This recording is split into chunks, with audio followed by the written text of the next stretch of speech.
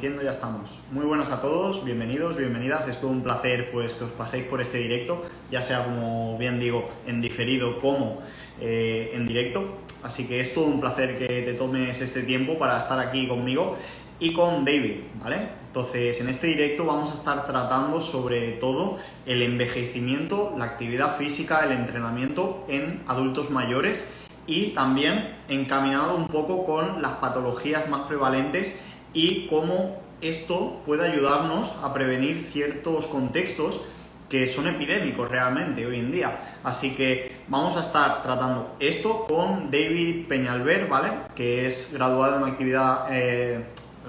actividad física del deporte, ciencias del deporte. También tiene un máster en readaptación y actividad física y además pues ejerce como entrenador personal especializado sobre todo en personas que ya tienen una edad, adultos mayores, como también en oncología, en personas que han padecido o que tienen cáncer. Entonces vamos a ver qué efectos tiene la actividad física en estas poblaciones y por qué puede ser beneficioso y qué tenemos que tener en cuenta. Así que vamos a ello. Por ahí está ya David. Voy a dejarle entrar. Vale, perfecto. Muy buenas, Javi. Muy buenas, David. Te acababa de presentar y nada, pues primero de todo agradecer a los que están en directo. Vamos a estar charlando acerca de la actividad física y el deporte en este tipo de población, tanto adultos mayores como en cáncer o oncología, ¿vale? Sí. Y nada, creo que eres una persona adecuada pues, para transmitirnos tanto lo que vives en la experiencia clínica como más teoría, que es la parte más aburrida, pero que creo que es necesaria sobre todo para concienciar, porque si no perdemos el miedo, no nos vamos a poner a ello, la verdad. Totalmente. Al fin y al cabo, como divulgadores que somos, tú, por ejemplo, que llegas a tantísima gente y que puedes ayudar muchísimas personas, esa parte de divulgación es muy importante pues para ir poquito a poco, paso a paso, ir concienciando a las personas, pues ya sea directamente si, por ejemplo, estamos divulgando ya directamente a esas personas mayores, como indirectamente a lo mejor estamos comunicando esos mensajes a sus hijos, a familiares, a amigos, a otras personas mayores que luego se lo vayan a comunicar a ellas y que al final, pues tarde o temprano consigamos que comiencen a realizar ejercicio físico y que comiencen a mejorar su calidad de vida, que es al fin y al cabo lo que buscamos, que puedan disfrutar ya de esa etapa final de una manera pues muchísimo mejor de la que en un principio esperaríamos.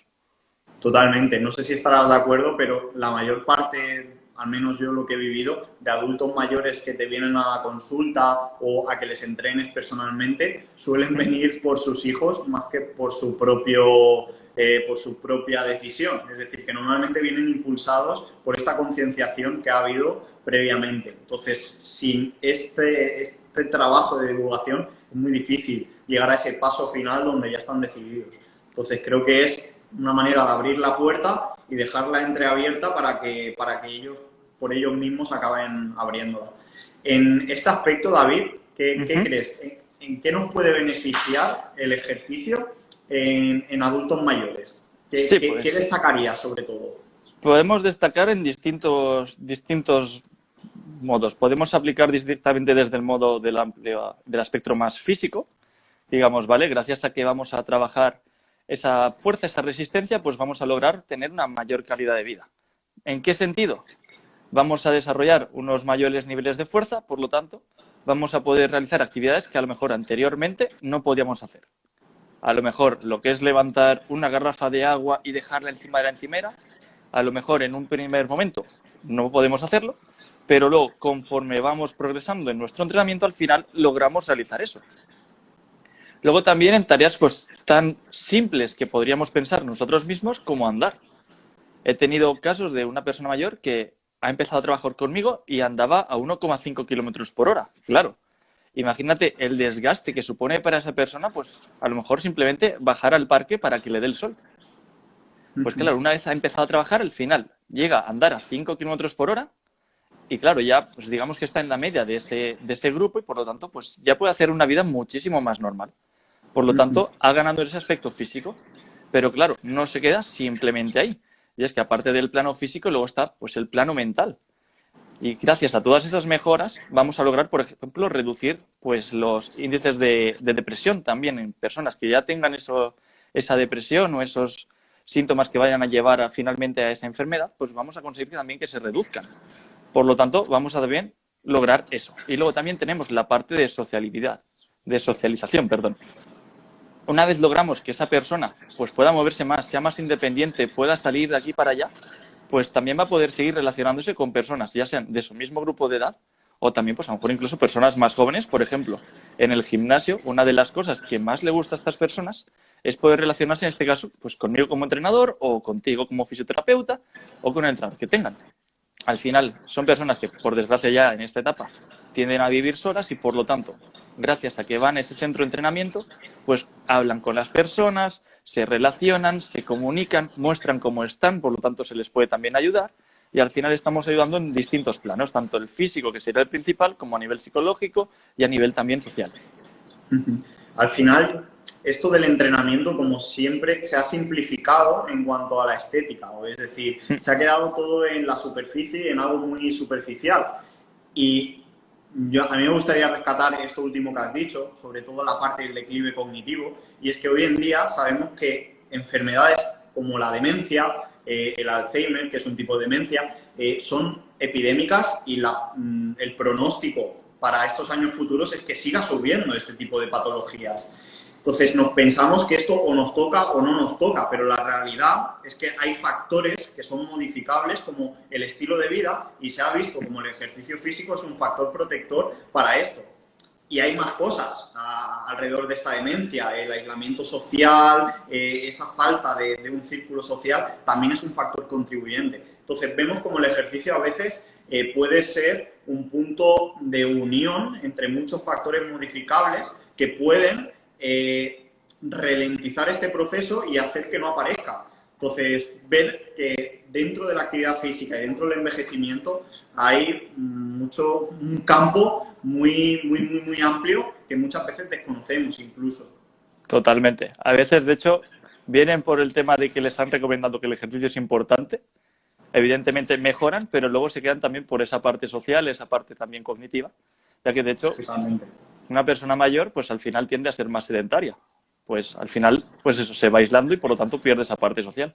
Y lo que decías, por ejemplo, el tema de la demencia, el Alzheimer, pues claro, al ser más sedentaria, pues ¿qué va a hacer? Pues a lo mejor va a ver más la televisión. Y claro, actividades así relacionadas con el sedentarismo, como por ejemplo ver la televisión, también se relacionan con una mayor probabilidad de al final desarrollar esa demencia, ese Alzheimer. Por lo tanto, estamos ayudando tanto directa como indirectamente. Totalmente. ¿Y cómo relacionarías la actividad física en vez de en el adulto mayor con el cáncer y la oncología? ¿Por qué tenemos que tenerlo en cuenta y tenemos que tenerlo presente? Vale. Tenemos que tener en cuenta en un primer momento que aproximadamente se estima que el 50% de las personas mayores vaya a desarrollar un cáncer.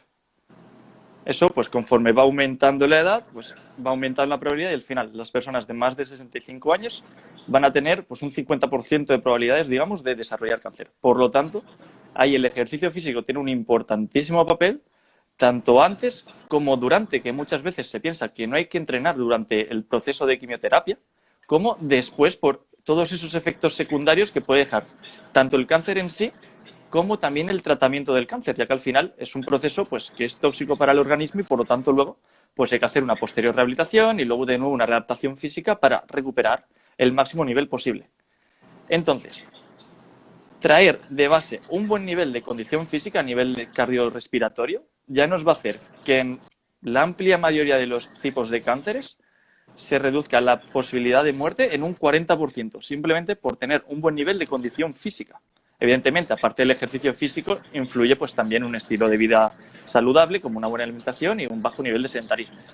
Por lo tanto, ya conseguimos todo eso, pero eso es independientemente de la edad. Esa reducción va a ser tanto si esa persona desarrolla el cáncer con 30, 40 años, como si lo desarrolla con 60 o 70 años. Por lo tanto, ese trabajo previo, que podemos empezar desde niños, y que evidentemente sería lo más idóneo, ya lo vamos a reducir en un montón.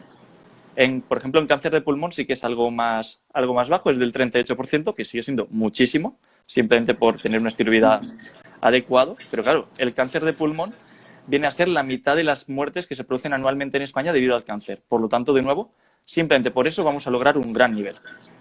Luego, durante el tratamiento, el trabajo cardiorrespiratorio, el trabajo de fuerza también es muy importante.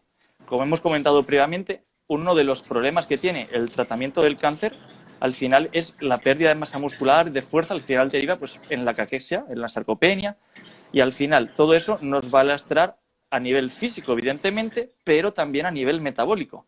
Va a afectar a todo lo que es el organismo y, por lo tanto, las probabilidades de tener más comorbilidades, como por ejemplo un infarto, que en las personas que sobreviven al cáncer es la principal causa de muerte posterior, vamos a conseguir reducirlas gracias a que con el trabajo de entrenamiento, con el trabajo de fisioterapia, vamos a hacer que se pierda mucho menos esa condición física.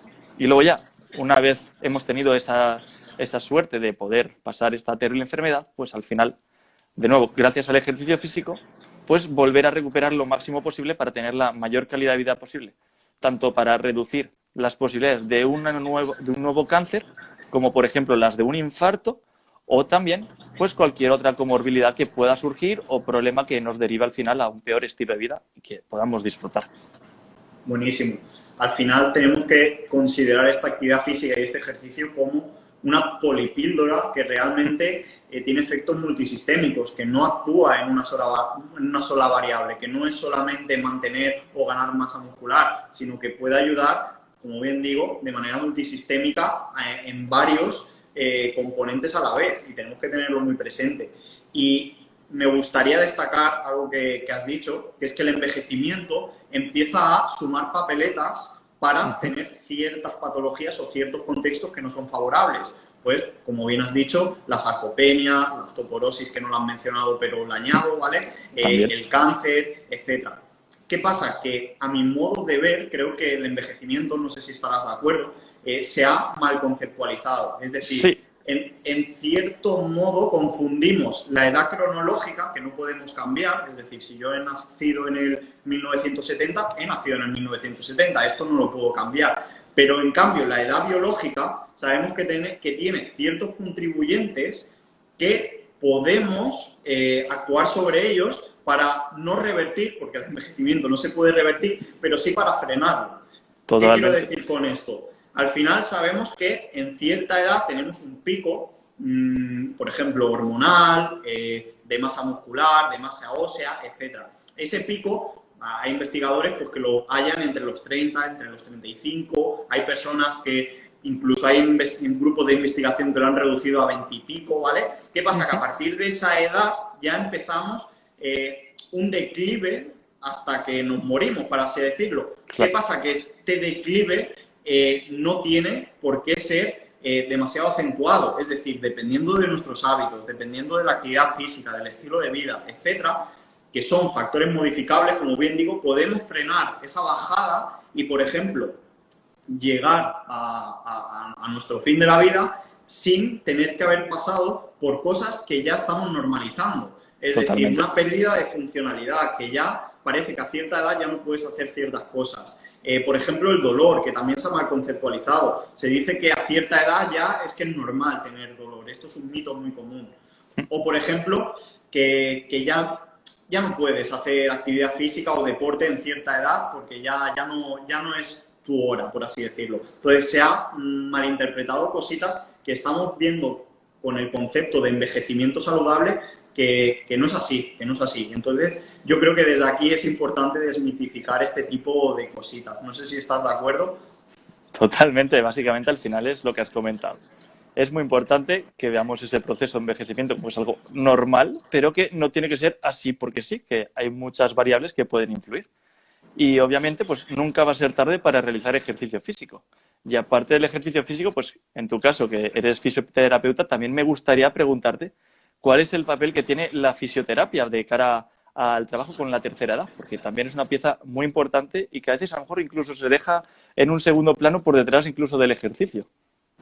Sí, al final tenemos que comprender, como bien decía, que estamos viviendo una epidemia de ciertos contextos, como puede ser la osteoporosis o la osteopenia o incluso la sarcopenia. La osteopenia, perdón, es la combinación entre osteoporosis y sarcopenia, ¿vale? Entonces, estamos viendo una epidemia, por así decirlo, de personas con poca masa muscular y con poca densidad ósea, con un hueso débil, por así decirlo. ¿Qué pasa? Que en este contexto vemos muchísimas, pero que muchísimas caídas, fracturas de cadera, ciertos procesos de personas mayores donde constantemente están teniendo problemas. Y dentro de ese mix, el fisioterapeuta tiene un gran papel, ya sea preventivo como para tratarlo. ¿Qué pasa? Que sabemos que las caídas se pueden prevenir. Hemos visto, por ejemplo, como bien decías, velocidades de la marcha muy lentas o a fuerza de prensión de agarre muy flojito. Está muy correlacionado con este tipo de problemas. Y nosotros, como fisioterapeutas, aparte de educar, porque tenemos que educar para concienciar, podemos planificar ejercicio terapéutico dentro de un programa multicomponente que le llamamos hoy en día, que intentemos englobar todo esto, fuerza, aeróbico, también, por ejemplo, equilibrio, conjunto, por ejemplo, con entrenadores personales que estén especializados en este ámbito. Entonces, podemos intentar reducir esta prevalencia de caídas y que estos problemas no vayan a más, porque sabemos que a partir de ciertas caídas o ciertas fracturas la tasa de mortalidad es mucho mayor. Entonces tenemos que echarle un ojo porque se está muriendo mucha gente de esto, aunque no lo sepamos. Sí, de hecho me gustaría puntualizar una cosita que has comentado, el tema de las caídas y el tema de las fracturas. Claro, normalmente la gente piensa, ahora ya que a veces esto está más desmitificado porque somos muy pesados explicándolo y seguro que muchos de aquí ya lo saben, pero la gente a nivel general tiende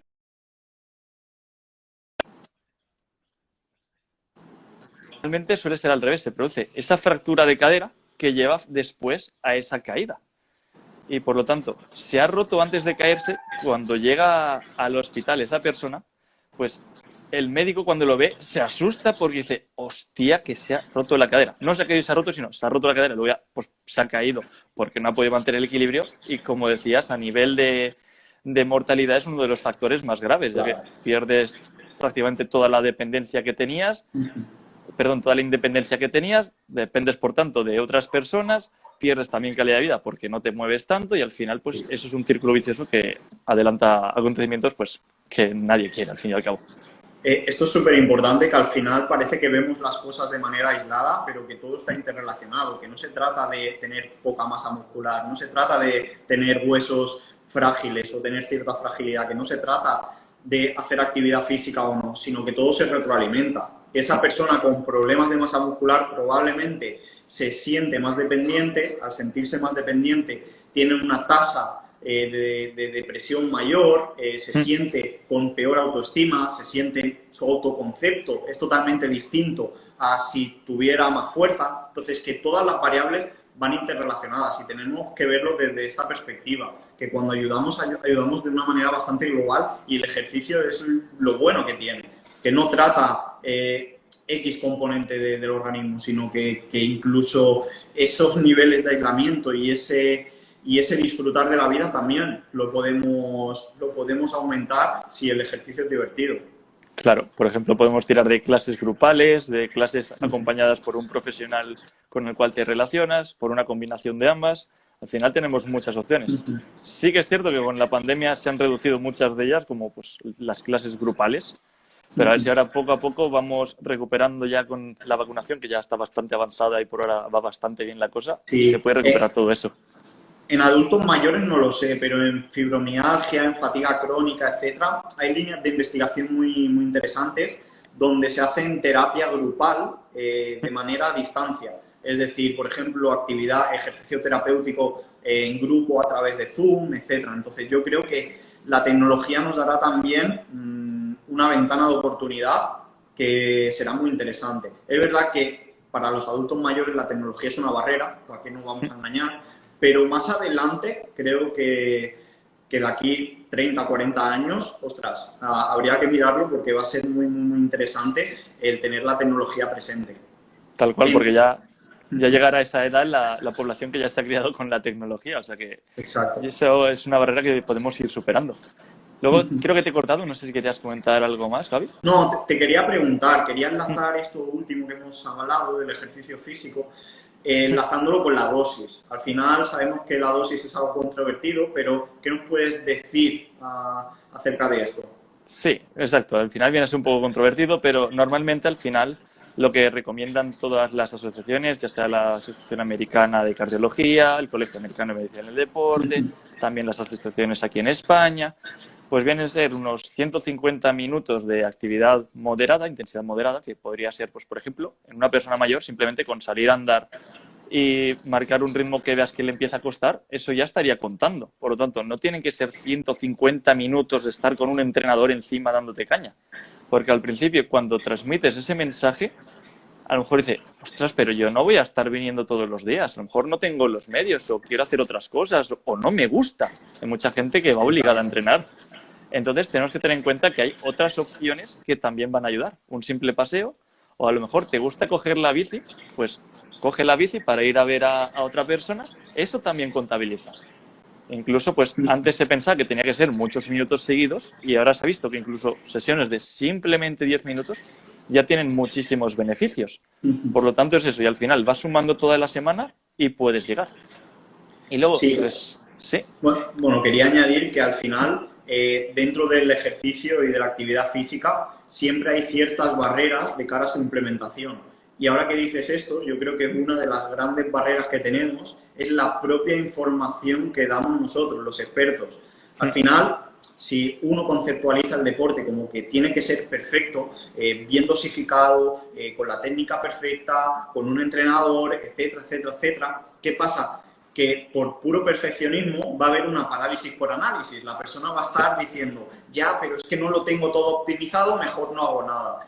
Y esto como demora la participación de la persona. Entonces, creo que la información que damos también tiene que estar un poco mascada y contextualizar, que sí, que está muy bien mirar todas las variables que debemos optimizar, pero también que sepas que no hace falta ser una eminencia para ponerte manos a la obra, que puede ser un simple paseo, que puede ser levantarte y sentarte de la silla, que pueden ser cosas muy simples que se pueden llevar a cabo.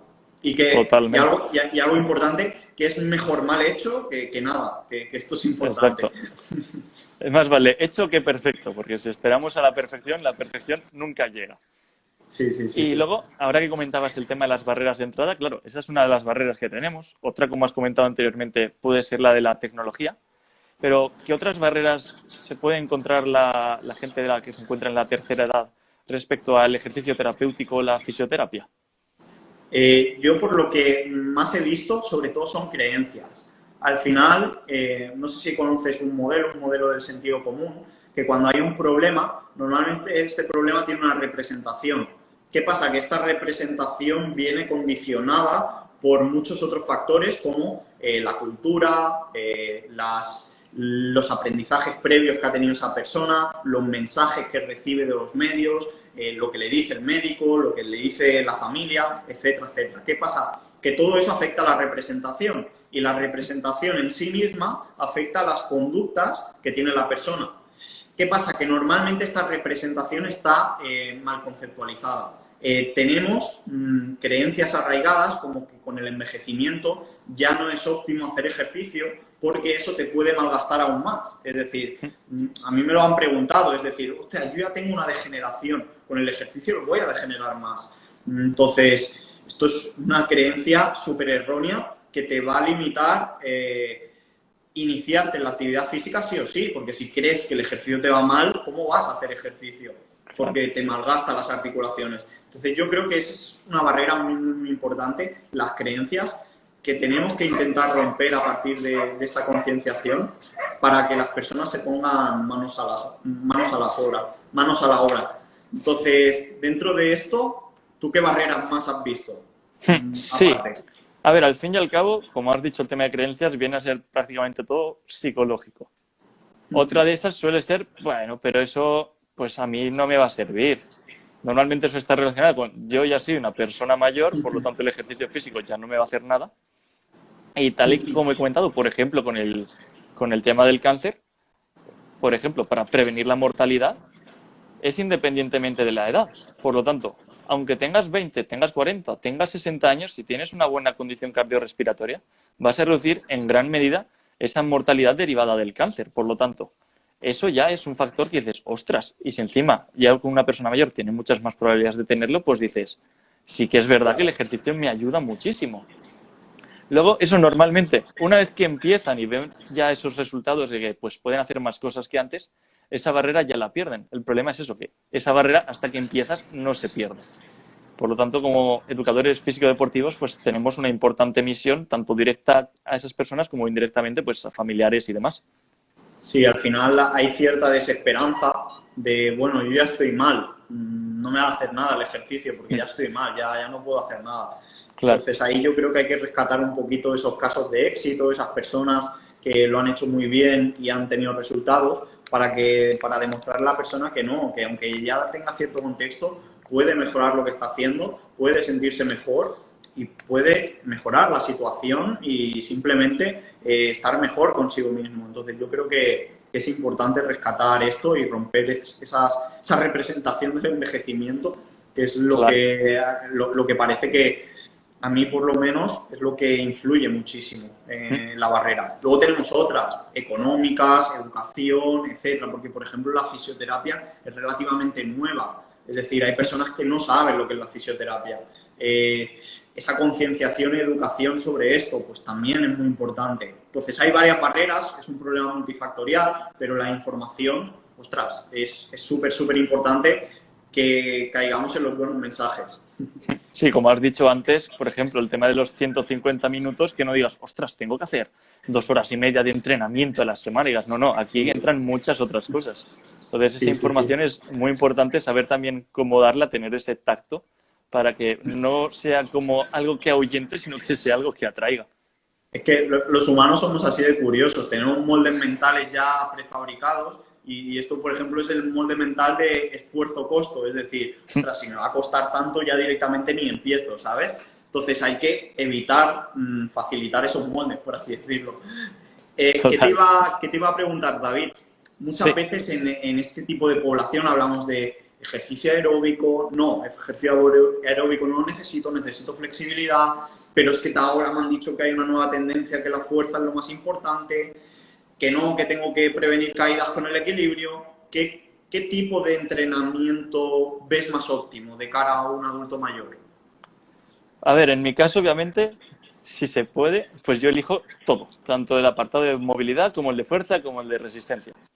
A lo mejor si es una persona que acaba de empezar, que viene de no haber hecho ejercicio en su vida, en ese caso a lo mejor sí que priorizaría más el trabajo de fuerza de cara a que una vez ya tengas un mínimo de fuerza, ya puedas desenvolverte en tus actividades ya de la vida cotidiana, pues que puedas comprar, que puedas subir las escaleras, que puedas hacer esto, lo otro, ya iría metiendo más el componente ya cardiorrespiratorio. Pues que, por ejemplo, puedas ya salir a andar y hacer paseos más largos. O esa parte, pues que la haga él pues fuera del centro de entrenamiento. Por ejemplo, tenemos 2 horas a la semana, que suele ser lo que más suele pasar. Vale, vamos a buscar en estas 2 horas hacer el trabajo de fuerza y el trabajo de movilidad.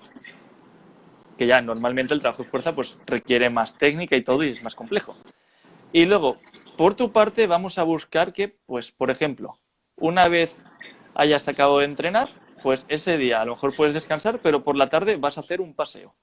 Y ese paseo vas a buscar hacer tanto. Pues a lo mejor dices, antes me hacía media hora y acababa muy cansado. Vale, pues vamos a hacer un paseo de 20 minutos intentando ir un poquito más rápido. Vale. O queda contra la amiga, porque al final te conoces a todas sus amigas. Normalmente entreno mujeres, entonces por eso hablo en femenino. Y digo, vas a quedar con tal amiga y en vez de quedar en el banco, pues vais a dar un paseo. Y poco a poco vas metiendo ese contenido también cardiorrespiratorio de una manera pues también más lúdica, que no sea tener que moverse porque sí, sino que encima pues te estás divirtiendo porque estás hablando con otra persona. Y Totalmente. luego, otra opción sería meter una sesión concurrente. El trabajo de fuerza, una vez ya vas dominando la técnica y ya has comenzado a progresar, meterlo ya en circuito, porque lo vas a tolerar toda esa carga de entrenamiento, de cara a tener todo ese trabajo hecho en aproximadamente media hora y luego aprovechar el tiempo restante de la sesión para, pues, por ejemplo, si tienes una bici estática, tienes una cinta de correr en el centro, pues meter ahí ese trabajo cardiovascular y luego ya por su cuenta que siga haciendo esos paseos, que no sea luego, como ya lo he hecho, no voy a hacer más, pero de una manera ya más controlada, pues por ejemplo, más tipo HIIT para buscar aumentar ese consumo de oxígeno máximo o otras facetas, pues a lo mejor, por ejemplo, que pueda mejorar la velocidad a la que están dando pues en un entorno más controlado como puede ser una cinta de correr, o en este caso pues de andar. Sí, al final no es quedarse con una cualidad física, sino intentar abordarlas todas en su conjunto y también desmitificar algo que es que realmente un estímulo normalmente no va destinado a una sola cosa. Que se ha visto en novatos, por ejemplo, que cierto ejercicio aeróbico también activa rutas metabólicas Correcto. relacionadas con la estimulación muscular, etcétera, que a veces, ostras, tenemos que huir de esto de una cosa es esto y una cosa es la otra, sino que a veces se aborda más de una a la vez. Yo Sí. en este caso, por añadir algo, y es que se ha visto que va muy bien en personas de adultos mayores, vamos, que los planes multicomponente, por así decirlo, donde abordemos todas estas variables, por ejemplo, en el calentamiento, que necesitamos más concentración, flexibilidad, hay la flexibilidad combinada con el equilibrio, por ejemplo. Correcto. Al final, por ejemplo, un peso muerto unilateral a una pierna, estás trabajando casi todo. Estás trabajando movilidad de la cadena posterior, estás trabajando equilibrio porque es unipodal, estás trabajando fuerza porque estás sosteniendo una mancuerna con el agarre y estás haciendo una extensión de cadera. Entonces, que tenemos que huir de esto de fuerza o aeróbico o flexibilidad o tal, o fuerza, porque al final fuerza a rango completo es flexibilidad también. Total. Y es que no hay más. Y creo que lo que comentas es la mejor forma de abordarlo, intentando aunar todos los componentes y si hace falta ir dividiendo en etapas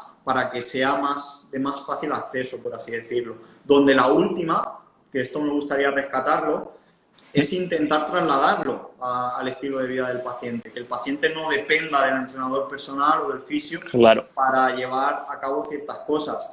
Yo, por ejemplo, en este aspecto intento que los ejercicios sean casi sin material para que se puedan reproducir en casa, etcétera, porque al final el paciente dice, ostras, mira, hice aquello, voy a hacer esto u otro, que me dijo que lo puedo hacer. Entonces, te vas más allá de esas 2 horas, por así decirlo, porque Exacto. el día tiene mucho tiempo.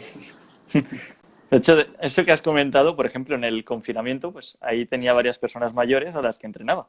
Y claro, como has comentado, digamos que yo me centraba sobre todo en lo que son los patrones básicos. Tracciones, empujes, extensores de rodilla, extensores de cadera, que al final se trasladan en acciones que realizamos en el día a día.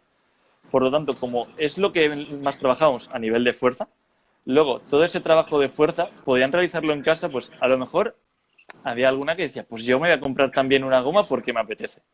Pero con garrafas de agua, con cartones de leche, dices, esta botella de 1,5 litros la vamos a llenar entera. Esta otra la vas a llenar a la mitad. Y esta garrafa de agua vas a llenar la de 3 litros y la otra, que es de 6, de 6. Y con eso tienes pues, prácticamente un gimnasio montado en casa. Y dices, pues vamos a hacer un ejercicio de este, otro de este, otro de este. Y con eso vas a tener más que suficiente pues, para poder seguir activándote durante el periodo de confinamiento que a muchas personas mayores pues, les ha afectado muchísimo. Claro, si es que al final un entrenamiento de fuerza puede ser coger una bolsa del súper y caminar, Claro. es un paseo de granjero. Exacto. Entonces, es que la conceptualización a veces es como entreno de fuerza igual, barra, muchos kilos, máquinas guiadas, etcétera, y tenemos que huir de esa representación del entreno, porque nada más lejos de la realidad, el día a día es un entrenamiento. Sí, de hecho, por ejemplo, las kettlebells en el gimnasio les llamábamos bolsitos, que al final pues como que lo tienes como algo más cercano y por lo tanto si luego tienes que hacer algo fuera dices el bolsito y dices bolsito, claro, pues algo con asas y le pongo peso. Ya está, ya he solucionado una forma de poder meterme algo más de lastre. Y por curiosidad, ¿cómo manejas el tema del dolor en personas que se están iniciando en el entrenamiento y son adultos mayores? Porque al menos en mi caso el dolor es algo bastante presente, en el vuestro no lo sé, pero supongo que sí. Sí, al principio tienen mucho miedo con el tema del dolor, tampoco saben distinguir los tipos de dolor, de si es que tengo agujetas, de si me duele, de si es más tendinoso, es esto, lo otro. Entonces, evito al menos al principio, en la medida de lo posible, que no tenga dolor, sobre todo cuando empieza a entrenar, porque suele ser gente que nunca ha hecho ejercicio. Por lo tanto, como no sabe distinguir qué tipo de dolor es, va a pensar dolor, malo, no voy más, no es para mí.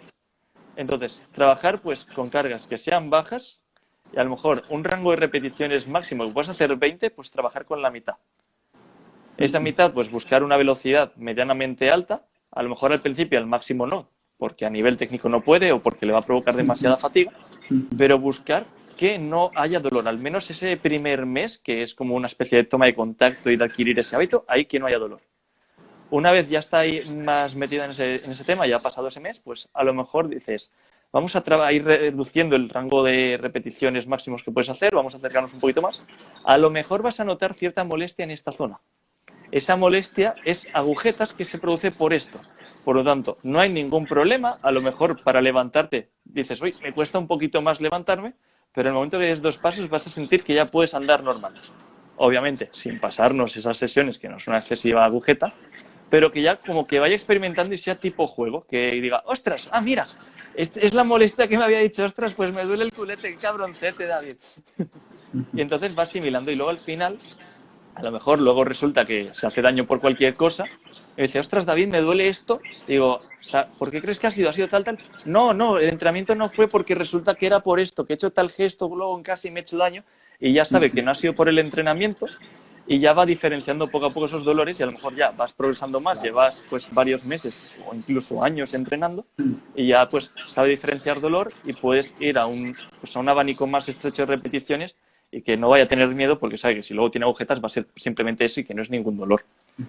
Sí, al final tenemos que conceptualizar el dolor como un juego exploratorio, por así decirlo, que no sea esa alarma que nos tira a la evitación directa, porque al final eso no nos lleva a ningún lado. Y es un buen enfoque, la verdad. Es decir, empezar poquito a poco para que ir seguros, vamos, ir avisándoles del camino de que, bueno, pueden haber agujetas, puede haber cierto dolor, puede haber quemazón muscular, puede que al día siguiente haya una reacción por una sobrecarga, es decir, que pueden pasar este tipo de cositas, que es lo más normal del mundo, claro, que no son negativas per se, que simplemente pues el organismo salta, a veces no, pero que poquito a poco vamos progresando. Así que fenomenal. Sí que es verdad que en personas con dolor crónico es algo más complejo. Sí, eso te iba a preguntar a ti, ya que estás más metido en el tema de la fisioterapia, si podías explicar en ese tema. Sí, en dolor crónico es más complejo porque el ejercicio a veces, en estas personas, los mecanismos descendentes del dolor, es decir, nosotros cuando hacemos cuando hacemos ejercicio, perdón, segregamos ciertas sustancias, opioides endógenos, etcétera, que nos hacen de anestésicos, es decir, nos reducen el dolor. ¿Qué pasa? Que en estas personas estos mecanismos inhibitorios del dolor, por ejemplo, no funcionan del todo correcto y hacen ejercicio e incluso este ejercicio les agrava el dolor que venían sintiendo. ¿Qué pasa? Que esto aumenta su preocupación, aumentan su evitación, desconfían y a lo mejor pues no realizan ejercicio. Cada vez realizan menos, más depresión, menos ejercicio y es un círculo vicioso. ¿Qué pasa? Que muchas veces hay que avisarles de que estos, en inglés son flare-ups, no sé cómo se llama en español, creo que son como recaídas o sobresaltos del dolor que ya tenían. Y bueno, hay que avisarles y que no son negativos del todo, que poquito a poco, a medida que van haciendo, estos son menos frecuentes e incluso son menos intensos a veces, e incluso es una medida para, bueno, en realidad no es una buena medida, pero es una manera de ver cómo respondemos a las cositas sin que esto sea un agravamiento, por así decirlo, que agrave su patología. Es decir, que esto a largo plazo es positivo para ellos.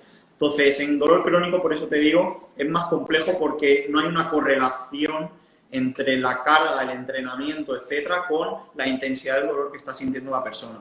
Y es más difícil y tenemos que hacer pues una exposición más graduada, una actividad graduada, etcétera, que es algo distinto a lo mejor, pues a lo mejor con una tendinopatía, ¿no? Que una tendinopatía responde muy bien a la carga mecánica que estamos ejerciendo.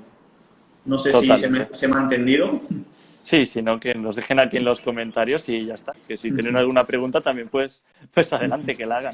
Exacto. Al fin y al cabo es eso, también, como has comentado, informar de lo que puede pasar para que eso vayan prevenidos y que no sea un susto y por lo tanto digan, ostras, qué miedo que me ha pasado esto, lo siento Javi, pero no voy a ir más contigo porque me he hecho daño, siento que Claro. tengo miedo de que me pase luego a lo mejor que tenga una recaída, que me pueda caer o lo que sea y al final pues eso, dejen de hacer ejercicio. Cuando sabemos que va a ser positivo para todo lo demás. Es Claro, decir, sí, el dolor a lo mejor cambia o no cambia, pero te está beneficiando en todos los aspectos. Entonces tenemos que poner ahí una balanza y que el dolor probablemente a medida que la funcionalidad aumenta, el dolor a largo plazo, poquito a poco, va a ir disminuyendo cuando tu cerebro se vaya acostumbrando y esta percepción de amenaza vaya bajando progresivamente. claro, el cuerpo al final está aprendiendo. Al principio pues si Sí, eres un niño, te caes, te haces daño, te pinchas, te haces daño, exacto, todo es llorar. Por lo tanto, exacto, luego exacto. vas aprendiendo tipos de dolor y dices, bueno, me he caído, me he hecho aquí un raspón, ya está. O me ha caído una viga aquí en la cabeza, pues aquí sí que voy a llorar, que madre mía, esto es grave. Claro, claro, claro. Y al final tenemos que distinguir ese tipo de dolores. Pues si te tuerces un tobillo y te lo rompes, pues no, es normal, el dolor es adaptativo, Claro, tienes que reposar, no vas a salir a correr. Pero a lo mejor si llevas 15, 20 años con dolor, que el ejercicio te lo agrave un poquito no significa que el tejido o el organismo se esté haciendo daño por dentro o que la espalda se esté desgastando, ¿no? Significa que el sistema nervioso central funciona un poquito mal, entonces tenemos que seguir haciendo ejercicio y exponiéndonos para ir regulándolo poquito a poco. Y correctamente. volviendo a esto que tú dices, a ser niños, a entrar en ese modo exploratorio, en intentar revertir esos aprendizajes y utilizar la neuroplasticidad para intentar solventar este contexto, que es muy importante. Total. De hecho, ahora que hablas del tema de ser como niños, de aprender jugando y todo, una cosa que se me había olvidado comentar antes, cuando has mencionado el tema del calentamiento, yo ahí normalmente lo que meto pues son trabajos coordinativos, de equilibrio, y también meto algún juego así de pensar que vaya mezclando estas tareas para que así pues tengan que pensar y todo ese trabajo que has dicho a nivel Sí, neurológico pues sí, sí, se sí. aplique. Que a lo mejor tienes que jugar al 3 en raya, pero vas moviéndote. Y si entrenas en pareja, que vienes con tu amiga, pues jugáis una amiga contra la otra al 3 en raya y en vez de estar Claro. sentadas, pues tienes tus 3 pelotas, ella tiene sus 3 pelotas y vais a los conos jugando al 3 en raya. O tareas de pensar. Y al final todo eso también, Sí, aparte de ese trabajo beneficioso, también es muy importante de cara a la adherencia, porque es algo que se divierten, que les gusta y por lo tanto vienen también más felices a entrenar. y el dual tasking tiene muy buena evidencia y que está creciendo cada vez más, o sea, es una herramienta fenomenal y incluso aumenta esa concentración, porque no estás pensando en la Claro, pelea que tuviste con no sé quién, estás concentrado en hacer sumas, restas, multiplicaciones, lo que se te ocurra, vamos. totalmente. De hecho, con las matemáticas también lo suelo usar mucho para que tengan ahí que estar dándole al coco. Y luego también juegos, también muchos juegos que tengan que pensar cuál es la mejor estrategia y por qué. Y, mira, he conseguido ganar también. Normalmente no, que siempre ganen, pero que normalmente sí que salgan victoriosos para que sientan ese refuerzo de, ostras, he pensado, me lo he currado, me llevo este premio. Qué bueno. David, para ir finalizando, Sí, ¿qué pueden encontrar en tu perfil? ¿Cómo ayudas a las personas? ¿Qué nos puedes decir sobre ti? sí, pues en cuanto a mi perfil, sobre todo lo que hago a nivel de Instagram, aparte de entrevistas como contigo, ha sido una pasada este tiempo que he compartido. Pues comparto resúmenes muy breves de los principales artículos científicos que van saliendo sobre el ámbito del ejercicio físico relacionado con la salud, para que de una manera muy rápida digas, mira, ha salido esto, vale, resulta que el ejercicio físico, pues a lo mejor se pensaba que para esto no podía servir o no lo sabía, y ahora sé que puedo hacer este ejercicio o seguir estas recomendaciones o que mediante este tipo de ejercicio puedo lograr mejoras en tal ámbito, pues ya sea hipertensión, sea reducción de la incidencia de cáncer, sea reducción de grasa corporal, lo que sea. Y luego también en mi canal de YouTube estoy subiendo también mucho resumen de libros relacionado con el tema de salud. He subido, por ejemplo, el de Mi dieta cogea, que habla de mitos de la nutrición.